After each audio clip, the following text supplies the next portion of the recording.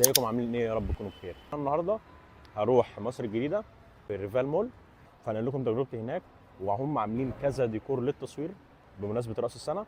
فهنشوف بقى هل مصر الجديده تكسب ولا اكتوبر. يلا بينا. ركبنا المترو ونزلنا محطه كليه البنات. المول موجود في شارع احمد تيسير، على بعد خطوات من محطه كليه البنات على طول. وصلنا المكان والدخول مجانا، والمكان مناسب جدا لو هتخرج انت وعيلتك او انت واصحابك. والمكان فيه مطاعم وكافيهات كتيرة وأسعارها حلوة، مش غالية قوي ولا رخيصة.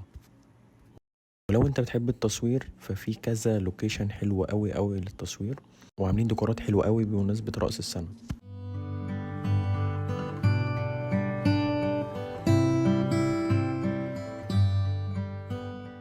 وفي هناك منطقة كيدز اريا فيها ألعاب متنوعة أولادك هينبسطوا بيها قوي.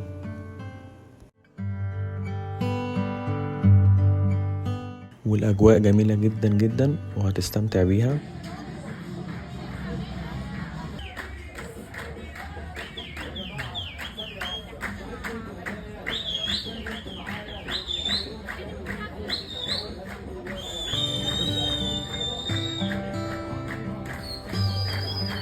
وهتاخد أحلى صور هناك. التجربة كانت جميلة جدا وممتعة. انصحكم تاخدوا صحابكم وتروحوا هناك، هتنبسطوا قوي بالديكورات والقعدة هناك. بس كده، والنهارده تنتهي جولتي في رفال الفود كورت. لو عجبك الفيديو ما تنساش اللايك والكومنت والسبسكرايب عندي في القناة عشان استمر ان شاء الله. سلام.